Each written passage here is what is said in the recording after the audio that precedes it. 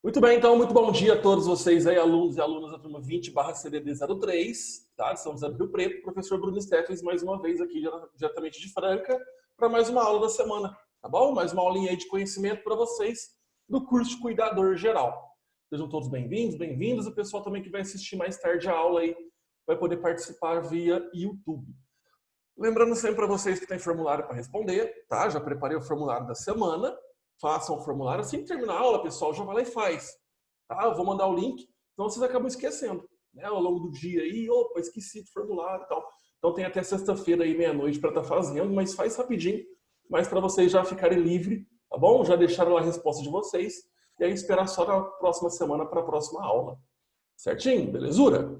Muito bem. Vamos começar a nossa aula, a gente está um pouquinho atrasado hoje, né?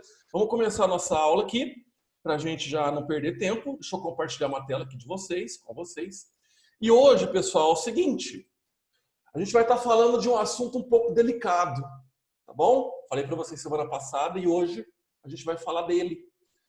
Esse assunto aqui ele é um pouquinho delicado porque ele envolve várias questões que muitas pessoas não estão acostumadas e muitas pessoas também não querem falar às vezes a respeito.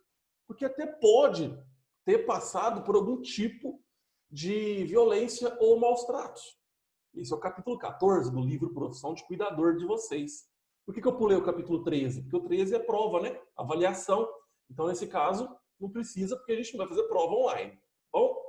Então, nesse caso, o capítulo 14 vai falar desse assunto aí. É um assunto um pouco sério, um pouco difícil até de lidar, mas importante para vocês. Por quê? Vocês, não sei, por eventual aí, ocasião, podem um dia trabalhar com algum paciente que sofre esse tipo de violência, sofre esse tipo de maus tratos. Vocês vão ver aqui. E aí? Como é que vocês vão fazer? Como é que vocês vão trabalhar? Então, eu quero deixar explicado para vocês hoje nessa aulinha aqui especial. Tá? O que o cuidador, qual é a função do cuidador perante esse tipo aqui de situação. Beleza? Então, só para lembrar, semana passada, quando eu falei de memória, tá? O cuidador na melhora da memória, tudo isso. Quando procurar ajuda, quando a pessoa começa ali a perceber que os afazeres do dia a dia começam a ficar difíceis, ela não lembra mais das coisas, e os tipos de ajuda para ajudar, os tipos de ajuda para melhorar a questão da atenção e memória, tá certo? Então a aulinha passada foi sobre memorização.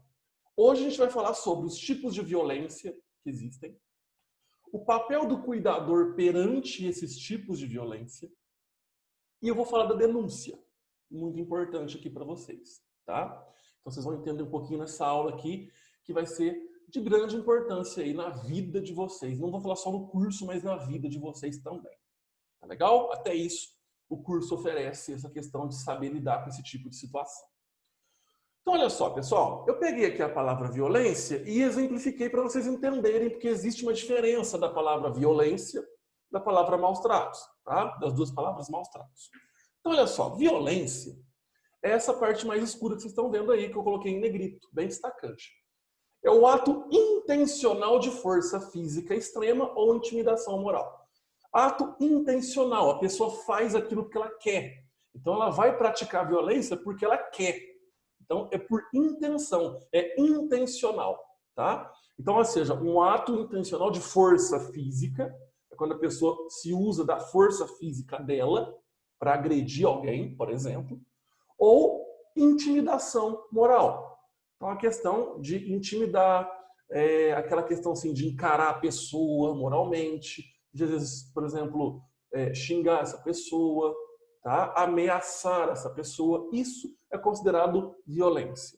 Então, essa ação ela pode causar um sofrimento físico, tá? Olha só, integridade de saúde e bem-estar da pessoa. Pode ser integridade de saúde e ou bem-estar físico ou psicológico ou social, tanto faz. Sempre lembrando aquelas três palavrinhas quando eu falei de qualidade de vida e promoção de saúde.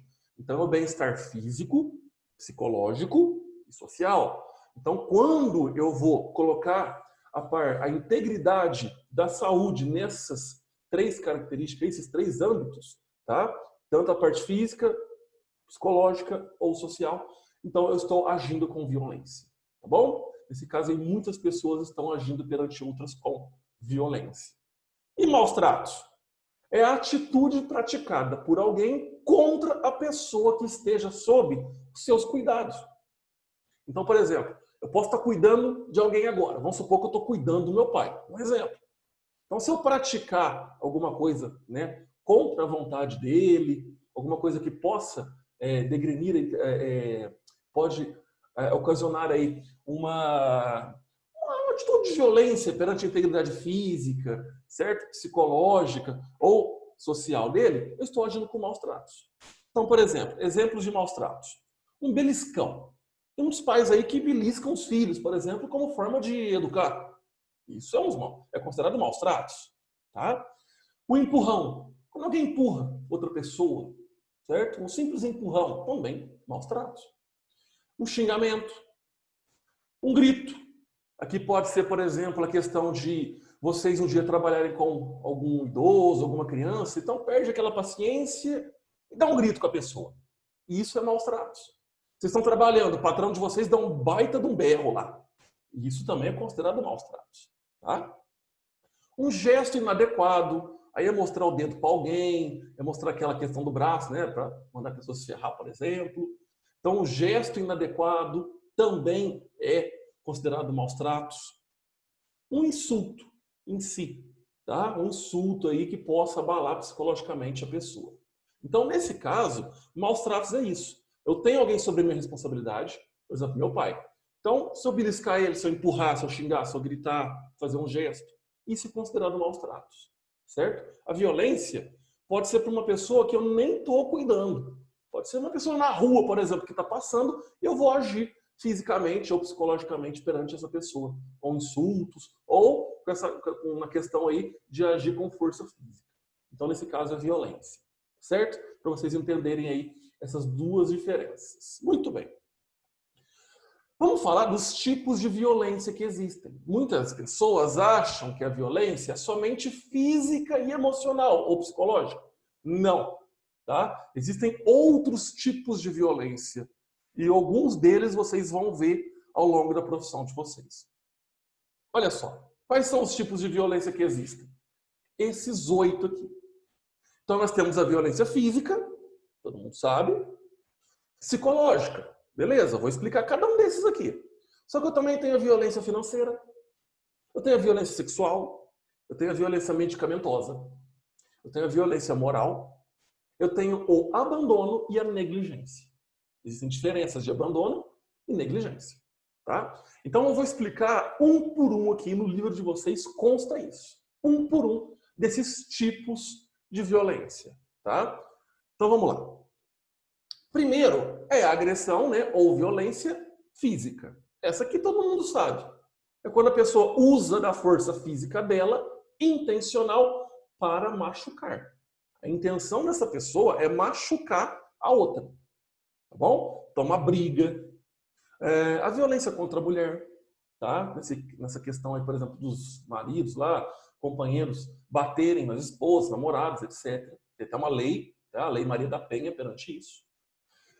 Então, isso daqui é um tipo de violência física. É quando eu quero machucar alguém, eu quero causar sofrimento físico para essa pessoa. Tá? Essa daqui não é muito difícil de entender, não. É uma das mais comuns que vão existir. Eu tenho a violência psicológica. Muitas pessoas utilizam da violência psicológica, tá, para intimidar alguém.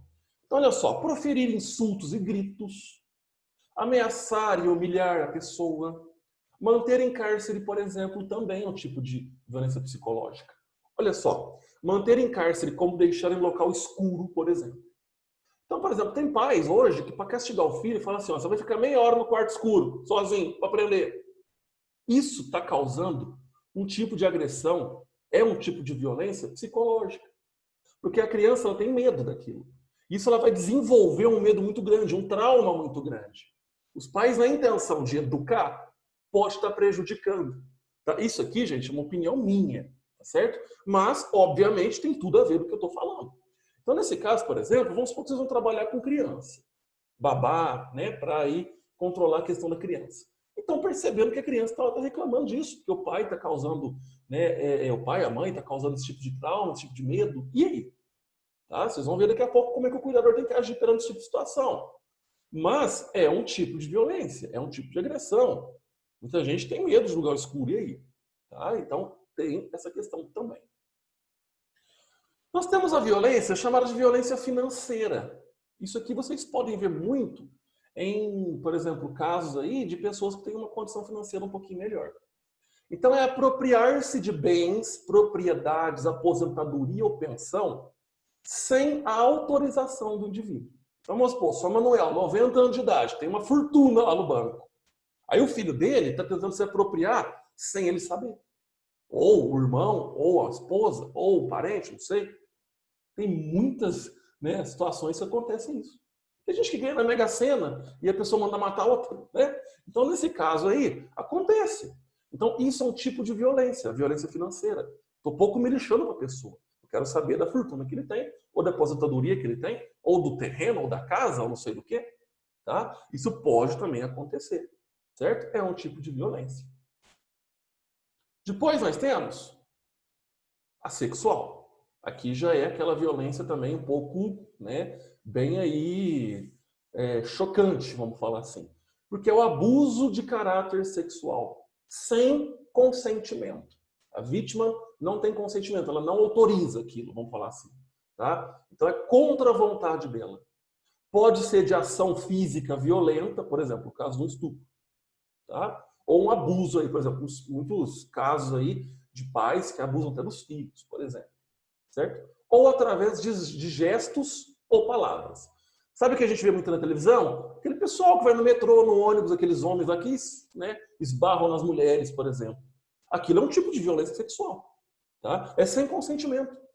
Então, é um gesto errado. Ou palavra, né? Proferir palavras ali, né, de cunho sexual perante uma pessoa que não tem nada a ver, não quer aquilo, sabe? Está passando na rua. O simples fato, por exemplo, de um homem mexer com uma mulher na rua já é considerado uma violência, uma agressão sexual. Tá? Porque é sem consentimento da mulher. E olha só, não é só com mulher não, tem homem também, viu? Tem mulher aí que dá em cima de homem e causa até violência sexual perante o homem. Tá? Não é só os homens pelas mulheres, não. As mulheres também. Tem muita mulher aí que eu vou te falar. Tá bom? Tô um pouquinho rouco, gente, porque eu tô com dor de garganta, tá? Mas tá dando para falar normal, vocês estão entendendo aí. Então, essa daqui é a violência sexual. Depois nós temos a chamada violência medicamentosa ou abuso de medicamentos. Então, por exemplo, olha só, forma indevida de administrar medicamentos, sendo o aumento ou a diminuição da dosagem ou até mesmo a recusa em medicar. Então, por exemplo, tem aquela questão assim, ó, eu estou cuidando de um senhor de 80 anos de idade que me dá um trabalho danado, não para de falar. O que eu vou fazer? Eu vou dar remédio, vai dormir o dia inteiro. Entendeu? Tem muito disso. Isso acontece, sabe aonde? Em muito hospital psiquiátrico. Tá? Claro que ali é a questão do médico, o médico manda sedar, tudo. Só que não deixa de ser uma violência. Tá? Porque você tira aquela capacidade da pessoa ficar de boa com ela mesma, ficar normal. Você vai dopar essa pessoa, intencionalmente. Então, nesse caso aqui, é uma forma indevida. Tem muitos lares aí, muitas casas, muitas residências que fazem isso. Não, dá um medicamento logo, ou nem dá um medicamento. Às vezes a pessoa, tipo assim, não vou dar medicamento não, estou esperando morrer mesmo. Tá vendo? Às vezes é no interesse de pegar lá a fortuna, o bem, a aposentadoria, eu não vou nem dar um medicamento porque eu vou esperar morrer cedo. Gente, isso acontece. Tá? A gente está no Brasil. Isso assim, a gente está na sociedade. Isso acontece. Tá? Vocês podem ter até exemplos disso. Aí na cidade de vocês, aqui em Franca até isso. Já teve muitas vezes isso. Então a gente fala que isso também é um tipo de violência. A violência medicamentosa. Tá certo? Temos a violência moral. Essa daqui é quando a pessoa usa de palavra para desrespeitar a dignidade ou caráter, identidade de um indivíduo. É quando a pessoa falta com respeito perante outra. Aqui é um pouco diferente da violência psicológica. Tá? Por quê? Olha esse exemplo aqui. Aqui eu tenho bullying. Já ouviram falar do bullying? Que acontece nas escolas? Então, quando um monte de criança vai lá e insulta a outra.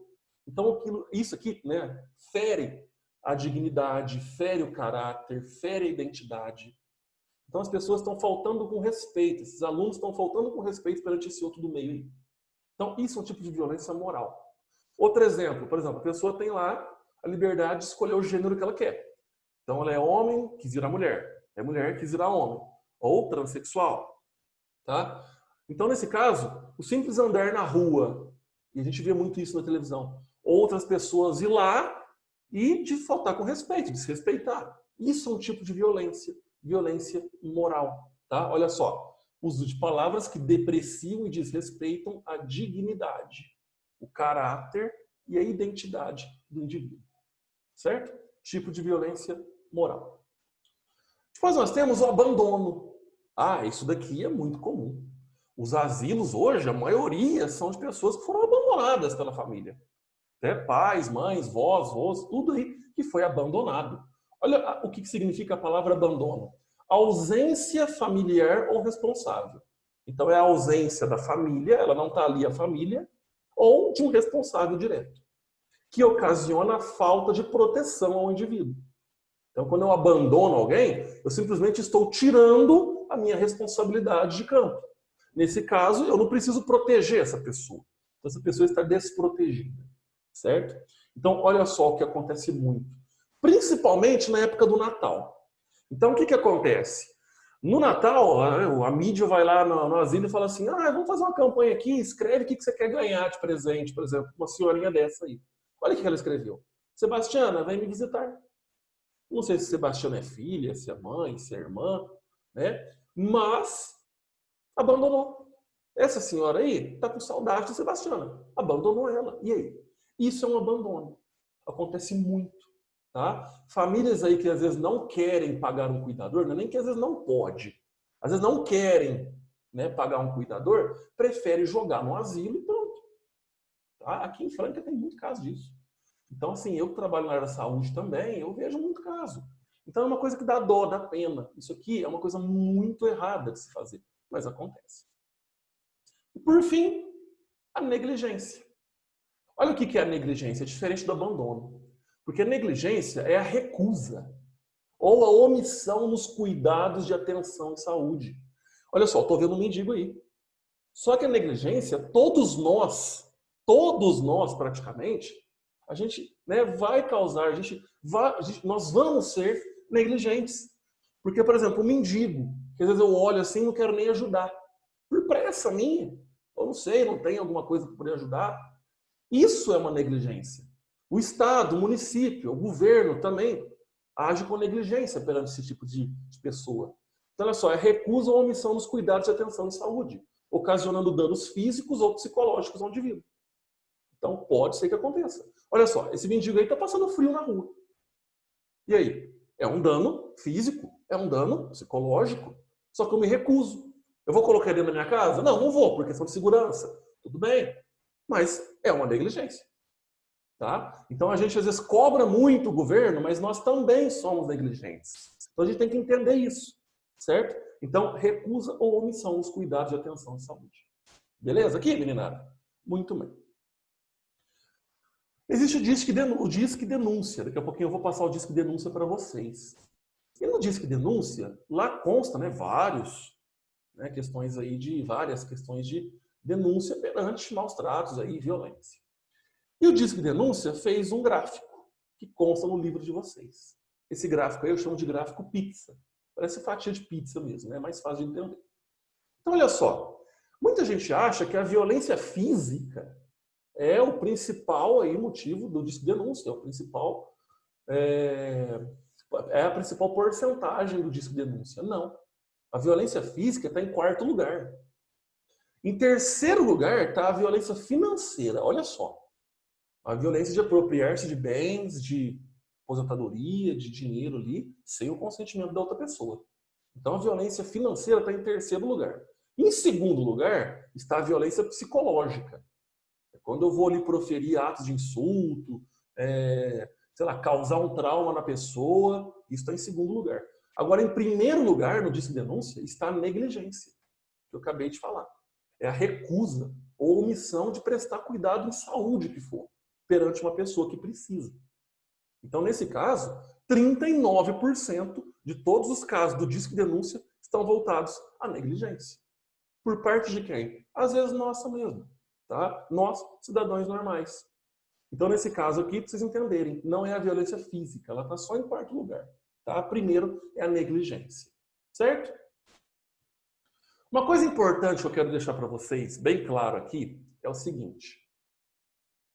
Quanto mais próxima é a relação do indivíduo com o agressor, mais difícil é de romper esse ciclo de violência. Então, olha só, vamos colocar aqui uma relação próxima, marido e mulher. Não é difícil? Vocês veem na televisão, vocês veem isso, às vezes até na sociedade, até, sei lá, vizinhos de vocês, não sei. Às vezes a mulher apanha do marido, mas ela não se separa. Ela não se separa. É difícil romper esse ciclo. É difícil aquela mulher que fala, basta, vou denunciar e pronto. Por causa do quê? Do medo. O medo, porque hoje tem a lei Maria da Penha, mas e aí? Ah, o juiz manda ficar 100 metros de distância. O cara vai ficar 100 metros de distância? Não vai. Tá? Então, assim, quanto mais próxima essa relação, mais difícil é romper esse ciclo. Porque é muito complicado. Às vezes, o único lugar que a pessoa tem para morar é junto com o agressor, ou com a agressora também, não sei. E aí? Tá? Então, por exemplo, um idoso com o filho. E aí? Para onde esse idoso vai? Ah, vai pular. Sei lá, para um asilo. E aí? Não tem outro lugar para ir. Às vezes tem que ficar na casa junto com o filho. O filho é agressivo. E aí? Tá? Então, vocês entenderem que essa proximidade aí é bem mais difícil de se romper. Certo? Nesse caso, como é que o paciente vai ficar? A pessoa que foi agredida. Ela vai ter medo, sentimento de medo, medo do agressor. Ela vai se sentir culpada, ela pode se sentir culpada, porque às vezes aquela pessoa que está agredindo ela, ou agredindo ele, está fazendo isso por culpa, então ela vai achar que é culpa dela. Ah, tem que cuidar de mim, agora ele está bravo, está agressivo. Sentimento de culpa.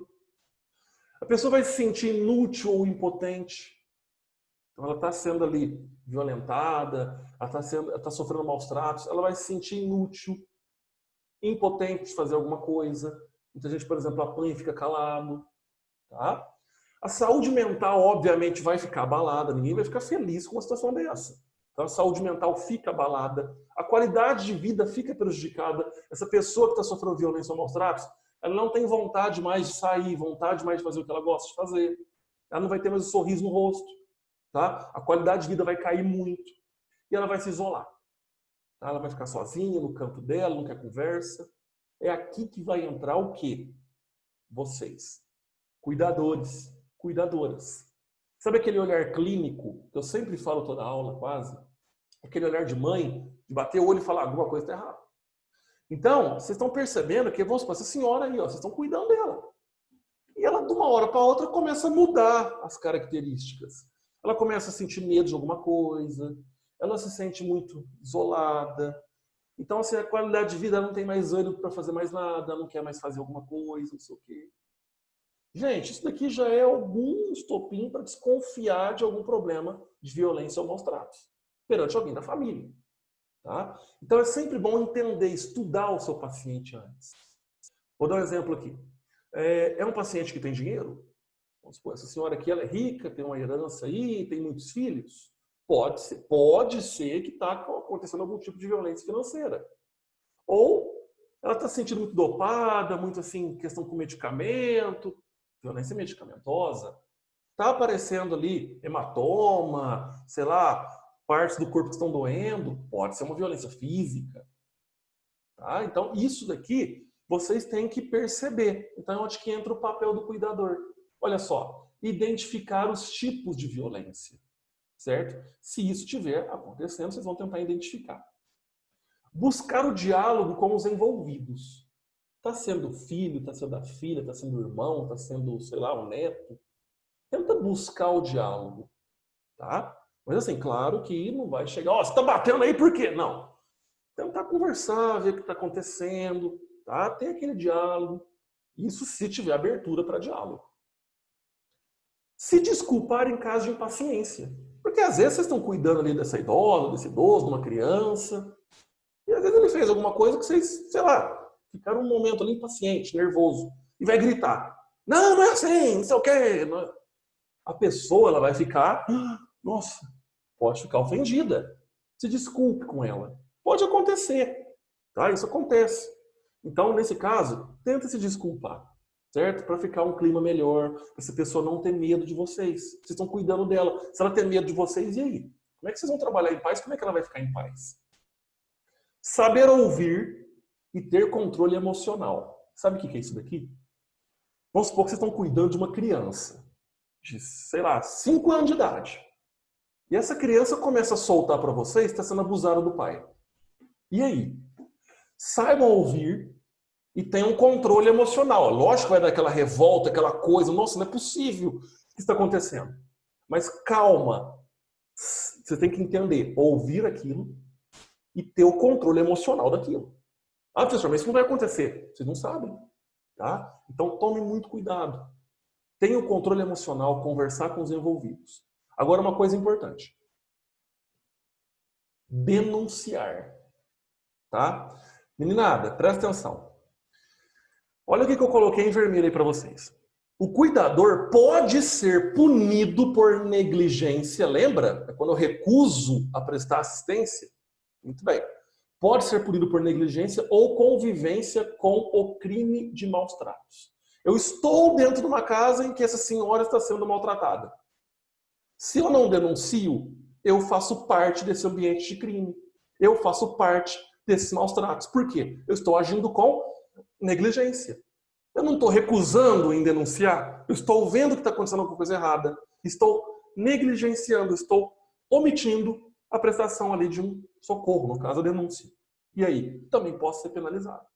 Certo? Então, a denúncia. Aí, cabe a vocês decidirem se sim ou não. A gente fala assim, não, eu vou fazer meu trabalho e pronto, eles que se viram. Aqui, eu só estou dizendo que o cuidador pode ser punido. Se acontecer algum problema, o cuidador vai ser chamado junto também e falar, peraí, você sabia disso tudo e não falou nada? E aí? Certo? Então, olha só, denúncia. Vocês estudaram comigo isso. Certo? Existem leis no Brasil que protegem os indivíduos. Olha o Estatuto do Idoso. Olha o Estatuto da Criança e do Adolescente. Tá? Então, no país existem leis. E essas leis são bem rígidas, bem enfáticas. Elas dizem lá que, caso seja comprovada a agressão, o agressor pode ser multado ou até mesmo detido. Ele pode ser preso. Vocês, estando no meio daquele ambiente, também podem ser multados ou detidos. E aí? Tá? Então, por isso que a denúncia é importante. Primeiro, para acabar com o sofrimento da vítima. Ela está sofrendo. Ela pode ter medo de querer, por exemplo, chamar alguém para conversar, chamar a polícia, chamar não sei o quê. Ela vai desabafar com vocês. E a única esperança é vocês estão cuidando. E aí? O que vocês vão fazer? Aí fica a parte de cada um. Tá? Olha só, fica a dica. Olha o Disque Direitos Humanos, ou o Disque Denúncia que eles falam. É o 100. Facinho. Pega o celular, pega lá o telefone, 100. Pronto. Já conversa lá, olha, está acontecendo isso, eu trato uma pessoa assim, assim, ela está sofrendo abuso assim, assim, assim, violência, tal, tal, tal. Não quero me identificar, mas eu gostaria que isso fosse verificado. Tem o SOS Idoso, tá? Então aí o 0800 084 1021. Existem vários telefones, aqui são só alguns exemplos. Pode ser a própria Polícia Militar, pode ser o Conselho Tutelar, tá? O Conselho Tutelar perante criança e adolescente, certo? Então, gente, fica a dica. Denúncia. Tá? Vocês estão convivendo com aquele ambiente. Vocês fazem parte disso. Então, fica aí. Vocês vão denunciar ou não vão? Eu não vou aqui ser parcial e falar, não, vocês têm que denunciar mesmo, tal. Porque não é minha tarefa. Minha tarefa é só ensinar o que vocês deveriam e devem fazer. Tá? Mas vai de cada um agora também querer fazer ou não. Beleza? Muito bem. Ou garganta. Bom, falando aqui um pouquinho de tipos de violência para vocês. Eu falei sobre o papel do cuidador, tá bom? A questão lá de conversar, identificar o tipo de violência, se desculpar, tudo isso. E a denúncia, tá? Que está aí perante a lei. Vocês podem ver que tem aí questão de ser autuado. Semana que vem eu vou falar de rotina para vocês. A importância que existe dentro da rotina. Por que a gente tem que estabelecer rotinas? Tanto para criança, para idoso, tá? É muito importante vocês entenderem a aula da semana que vem também. Belezura, meninada? Deixa eu abrir o microfone de vocês aqui para ver se alguém quer falar alguma coisa. Ó, a sala tá cheia hoje. Perdão aí pela garganta, tá, pessoal? Tô meio ruim. Beber gelado demais, aí deu nisso. Alguém quer falar alguma coisa? Quer comentar alguma coisa? microfone de vocês está ligado.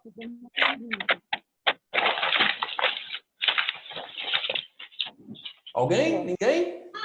Eu. Não? Não, Bruno, não. Não, Bruno, não. Cristina, você quer falar alguma coisa ou não?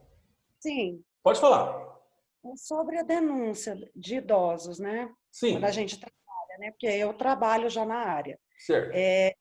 Quando tem assim, para a gente denunciar, também tem essa questão que é igual a violência entre marido e mulher, que a gente também fica com muito medo, né? Sim. De denunciar e sem provas, essas coisas assim. Sobre denunciar, a gente também pode fazer denúncia Vai anônima. pro portão. Deixa eu só fazer uma coisinha aqui, Cristina, só um minutinho. Que seu áudio está um pouquinho... Deixa eu colocar aqui, eu sei como ativar. Só um minutinho.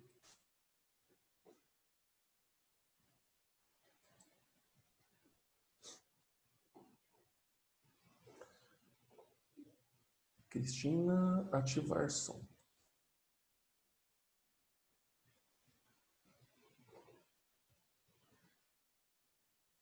Tô tentando ativar seu som aqui, tá? Tá dando uma travadinha aqui, mas espera aí que eu já te respondo.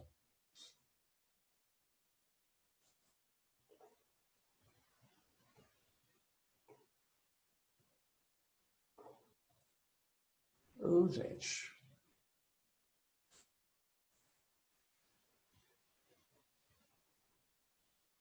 Cristina, tenta ativar você aí, seu som. Pronto, agora você pode falar de novo. É sobre as denúncias, né? O senhor Sim. falou sobre as denúncias. Mas a gente pode fazer, denúncias podem ser feitas anônimas também, para não auto se identificar, ou tem que ser identificado quando é no ato de idoso, né? Que eu estou dizendo idoso, que a gente é cuidadora e tem eles, né? Que Não, seria entendi. Não entendi. Vocês podem denunciar anonimamente também. Tá? Porque assim, até fala isso, para preservar sua segurança, para preservar sua identidade. Então vocês podem também denunciar anonimamente. Então muita gente hoje não denuncia com essa questão do medo. Não, porque se eu for denunciar, eu tenho que colocar o meu nome lá. Aí vai aparecer que eu denunciei. Não. Diz que denúncia é bem enfático nisso também. Você pode denunciar e não se identificar. Olha, eu não quero me identificar, mas eu trabalho com idoso ou trabalhei num lar aí de idoso e que está acontecendo isso, eu gostaria que vocês fossem verificar. Então, tranquilamente, você pode denunciar no anonimato, tá? Não precisa falar nada, certo? Desde que realmente exista e você, por exemplo, possa apresentar algum tipo de prova, tá? Então, vamos supor, aí eu disse denúncia, vai lá e vai verificar. Como que você vai apresentar provas? Falando tudo que você estava vendo. Aí eles vão lá e vão verificar. Certo? Sim. Era só essa dúvida. Não, beleza. Tá? Mas não deixe de denunciar. Fica a dica aqui. Eu não estou impondo vocês. Denunciem. Vai de vocês. Mas é importante, porque, igual eu falei, vocês estão fazendo parte disso. Certo? Sim. Bom, pessoal, o Zoom vai acabar daqui a pouquinho.